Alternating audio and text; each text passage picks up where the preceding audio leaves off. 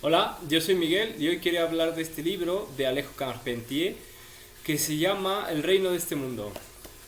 Alejo Carpentier es un escritor que nació en La Habana en 1904, hijo de un arquitecto francés establecido en las Antillas 2 años antes. En 1921 abandonó los estudios de arquitectura y se dedicó profesionalmente al periodismo, integrándose al entonces llamado Grupo Minorista. En 1924 fue nombrado director de la revista Carteles. Encarcelado por motivos políticos durante el régimen de Machado, comenzó a escribir Eque Yamba O. Ese mismo año participó en la fundación de la revista Avance. En 1928 se embarcó clandestinamente para Francia, en donde permaneció hasta 1939. De regreso a Cuba, consiguió un trabajo en la radio. Viajó a distintos países de América y se estableció en Venezuela desde 1945 hasta 1959, fecha en que regresó a Cuba, donde dirigió la editora Nacional. Desde fines de 1966 residió en París, donde ejerció un importante cargo diplomático hasta su muerte en 1980. Carpentier publicó los libros de ficción Eque Yamba o El reino de este mundo, que es del 69, y Los pasos perdidos del 53, Guerra del tiempo 1956, El acoso 58, El siglo de las luces 52, El recurso del método del 74, Concierto barroco del 74 también, La consagración de la primavera y El arpa y la sombra. A manera de introducción me gustaría recordar algo que vi hace poco en un documental sobre Jean Cocteau que hizo Edgardo Kosarinski, y que decía que, bueno, la mitología o el mito y la historia se conjugan en un punto, aunque después difieren. Y ese punto es el de la realidad y la ficción. Lo que decía Cocteau era que la historia, pues, termina convirtiendo la realidad en ficción, y el mito termina convirtiendo la ficción en realidad. Y pues creo que pues eso es como lo que logra este libro, dado que pues tiene pues unos referentes históricos muy concretos, y sin embargo pues logra hacer algo que pues va más allá del simple registro de los hechos. Y ese algo tiene que ver con lo que el mismo Alejo Carpentier llamó lo real maravilloso. Carpentier dice acerca de esto: eh, los que no creen en santos no pueden curarse con milagros de santos, ni los que no son Quijotes pueden meterse en cuerpo, alma y bienes en el mundo de Amadís de Gaula o Tirante el Blanco. Prodigiosamente fidedignas resultan ciertas frases de Rutilio en los trabajos de Persiles y Segismunda acerca de hombres transformados en lobos, porque en tiempos de Cervantes se creía en gentes aquejadas de manía lupina. Asimismo, el viaje del personaje desde Toscana a Noruega sobre el manto de una bruja, Marco Polo admitía que ciertas aves volaran llevando elefantes entre las garras, y Lutero vio de frente al demonio a cuya cabeza arrojó un tintero. Víctor Hugo, tan explotado por los tenedores de libros de lo maravilloso, creía en aparecidos porque estaba seguro de haber hablado en Guernicé con el fantasma de Leopoldina. A Van Gogh bastaba con tener fe en el girasol para fijar su revelación en una tela. De ahí que lo maravilloso invocado en el descreimiento, como lo hicieron los surrealistas durante tantos años, nunca fue sino una artimaña literaria, tan aburrida al prolongarse como cierta literatura onírica arreglada, ciertos elogios de la locura de los que estamos muy de vuelta. No por ello va a darse la razón, desde luego, a determinados partidarios de un regreso a lo real, término que cobra entonces un significado gregariamente político, que no hacen sino sustituir los trucos del prestidigitador por los lugares comunes del literato enrolado o el escatológico regodeo de ciertos existencialistas. Pero es indudable que hay escasa defensa para poetas y artistas que loan el sadismo sin practicarlo, admiran el supermacho por impotencia, invocan espectros sin creer que respondan a los del Salmos y fundan sociedades secretas, sectas literarias, grupos vagamente filosóficos con santos y señas y arcanos fines, nunca alcanzados sin ser capaces de concebir una mística válida ni de abandonar los más mezquinos hábitos para jugarse el alma sobre la temible carta de una fe. Esto se me hizo particularmente evidente durante mi permanencia en Haití, al hallarme en contacto cotidiano con algo que podríamos llamar lo real maravilloso. Pisaba yo una tierra donde millares de hombres ansiosos de libertad creyeron en los poderes licantrópicos de Macandal a punto de que esa fe colectiva produjera un milagro el día de su ejecución. Conocía ya la historia prodigiosa de Buckman, el iniciado jamaiquino. Había estado en la ciudadela La Ferrière, obra sin antecedentes arquitectónicos, únicamente anunciada por las prisiones imaginarias del Pinaresi. Había respirado la atmósfera creada por Henri Christophe, monarca de increíbles empeños, mucho más sorprendente que todos los reyes crueles inventados por los surrealistas, muy afectos a tiranías imaginarias, aunque no padecidas. A cada paso hallaba lo real maravilloso, pero pensaba, además, que esa presencia y vigencia de lo real maravilloso no era privilegio único de Haití, sino patrimonio de la América entera, donde todavía no se ha terminado de establecer, por ejemplo, un recuento de cosmogonías. Lo real maravilloso se encuentra a cada paso en las vidas de hombres que inscribieron fechas en la historia del continente y dejaron apellidos aún llevados. Desde los buscadores de la fuente de la eterna juventud de la áurea ciudad de Manoa hasta ciertos rebeldes de la primera hora o ciertos héroes modernos de nuestras guerras de independencia de tan mitológica traza como la coronela Juana de Arzurui. Bueno, hasta ahí con lo real maravilloso. El libro se abre con una cita de Lope de Vega que me parece fantástica. Es el demonio que dice, licencia de entrar, demando. Providencia le responde, ¿quién es? El demonio dice, el rey de Occidente, ya sé quién eres, maldito, entra. Y el demonio dice, oh tribunal bendito, Providencia eternamente, donde envías a Colón para renovar mis daños, no sabes que ha muchos años que tengo allí posesión.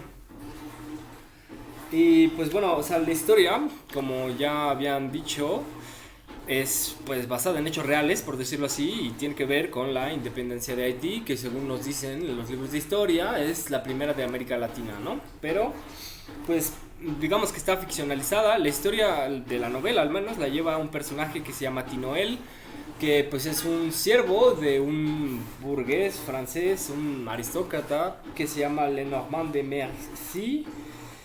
Y pues bueno, uno de los primeros pasajes que más me impresionó fue cuando Tinoel describe a Macandal, que como decía en la introducción es pues una figura mítica o al menos bastante simbólica dentro del imaginario de este libro, porque pues muere, pero es como una maldición, siempre revive, es como lo que pasa con los hijos de Edipo, más o menos. Dice, dotado del poder de transformarse en animal, de pezuña, en ave, pez o insecto, Macandal visitaba continuamente las haciendas de la llanura para vigilar a sus fieles y saber si todavía confiaban en su regreso. De metamorfosis en metamorfosis, el manco estaba en todas partes, habiendo recobrado su integridad corpórea al vestir trajes de animales. Con alas un día, con agallas al otro, galopando, reptando, se había adueñado del curso de los ríos subterráneos, de las cavernas de la costa, de las copas de los árboles y reinaba ya sobre la isla entera. Ahora sus poderes eran ilimitados, lo mismo podía cubrir una yegua para que descansar en el frescor de un aljibe, posarse en las ramas ligeras de un aromo o colarse por el ojo de una cerradura. Los perros no le ladraban, mudaba de sombra según le conveniera. Por obra suya, negra parió un niño con cara de jabalí. De noche solía aparecer en los caminos bajo el pelo de un chivo negro con ascuas en los cuernos. Un día daría la señal del gran levantamiento y los señores de allá, encabezados por Dambalá, por el amo de los caminos y por Ogún de los cierros, traerían el rayo y el trueno para desencadenar el ciclón que completaría la obra de los hombres. En esa gran hora, decía Tinoel, la sangre de los blancos correría hasta los arroyos, donde los loas, ebrios de júbilo, la beberían de bruces hasta llenarse los pulmones. Y bueno, hay otro pasaje que también me gustó bastante, en el que pues se ve cómo o por qué alguien tan civilizado como Hegel decidió dejar fuera de la historia a los pueblos latinoamericanos. Y es que pues según leí en Dostoyevsky, lea a Hegel en Siberia y rompe en llanto, lo que Hegel temía de los pueblos latinoamericanos era su falta de razón, es decir, que fueran como algo demasiado incontrolable y por ende pues no pudieran como entrar no solo en su sistema, sino en el modelo civilizatorio que representa o que pues encarna dicho sistema. Y bueno, aquí estamos en las antípodas de ese ese paradigma civilizatorio, porque pues vamos a hablar de el vudú y de las fuerzas que no se rigen por la lógica, sino por algo que es más profundo, a mi parecer, y pues más sagrado. Dice, eh, Monsieur Blancheland estaba por el exterminio total y absoluto de los esclavos, así como de los negros y mulatos libres. Todo el que tuviera sangre africana en las venas, así fuese cuarterón, tercerón, mameluco, grifo o marabú, debía ser pasado por las armas. Y es que no había que dejarse engañar por los gritos de admiración lanzados por los esclavos, cuando se encendían en Pascuas las luminarias de nacimientos. Bien lo había dicho el padre Labat. Luego de su primer viaje a estas islas, los negros se comportaban como filisteos adorando a Dogón dentro del arca. El gobernador pronunció entonces una palabra a la que Monsieur Lenormand de Messi no había prestado hasta entonces la menor atención: el vadú. El vodú. Ahora recordaba que años atrás aquel rubicundo y voluptuoso abogado del Cabo, que era Moreau de Saint-Méry, había recogido algunos datos sobre las prácticas salvajes de los hechiceros de las montañas, apuntando que algunos negros eran ofidiólatras. Este hecho, al volver a su memoria, lo llenó de zozobra, haciéndole comprender que un tambor podía significar, en ciertos casos, algo más que una piel de chivo tensa sobre un tronco ahuecado. Los esclavos tenían pues una religión secreta que los alentaba y solidarizaba en sus rebeldías. A lo mejor durante años y años habían observado las prácticas de esta religión en sus mismas narices, hablándose con los tambores de calendas sin que él lo sospechara. Pero ¿acaso una persona culta podía verse preocupado por las salvajes creencias de gentes que adoraban una serpiente? Y pues otro de los pasajes que me dejó bastante sorprendido fue cuando pues uno de los nobles, de los más nobles, el señor de las tierras de ese lugar, que se llama Henri Christophe, el señor feudal, pues se queda sin pueblo, sin feudo, porque pues todos intuyen que hay algo que está sucediendo y que tiene que ver con pues la liberación de dicho pueblo. Este es el pasaje en el que pues él pierde su poderío. Después de lanzar una mirada de ira a la cúpula blanca de la capilla, llena de imágenes que le volvían las espaldas, de signos que se habían pasado al enemigo, el rey pidió ropa limpia y perfumes, y vistió su más rico traje de ceremonias. Se retorció la ancha cinta bicolor, emblema de su investidura, anudándola sobre la empuñadura de la espada. Los tambores estaban tan cerca ya que parecían percutir ahí, detrás de las rejas de la explanada de honor, al pie de la gran escalinata de piedra. En ese momento se incendiaron los espejos del palacio, las lunas, los marcos de cristal, el cristal de las copas, el cristal de las lámparas, los vasos, los vidrios, los nácares de las consolas.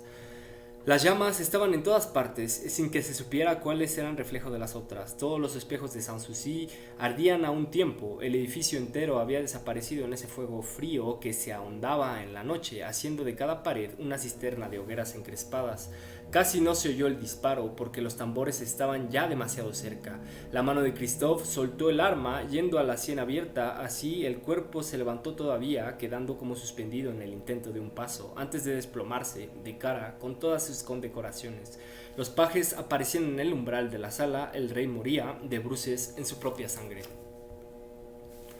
Y bueno, hay solo otro pasaje que me gustaría recordar, que, bueno, o sea, en realidad no voy a leerlo, solo hay una parte en la que que me recordó a Kafka, que se llama Los Agrimensores, y en la que hay una descripción acerca de un lugar en un palacio donde pues las estatuas cobran vida, lo cual me recordó un libro en el que no había pensado en mucho tiempo, que se llama El Tuyo es el Reino, de un cubano que se llama Vilio Esteves, que pues bueno, la verdad no recuerdo también, era mucho más alegórico. Este es como, pues no sé, este libro es como barroco, muy barroco. O sea, es que está vivo, eso es lo que es interesante, porque no, no solo es hablar con metáforas por hablar con metáforas, sino que esas metáforas pues vehiculan algo más real, que no necesariamente es lógico, como decía. Y pues por eso creo que pues, se trata de una de las obras maestras de pues el boom latinoamericano y de la literatura latinoamericana en su conjunto. Así que lo recomiendo. Y pues bueno, si les gustó este video pueden darle like, igual pueden suscribirse a mi canal, también pueden dejarme comentarios, también pueden compartir mis videos, igual estoy en Instagram. Nos vemos pronto.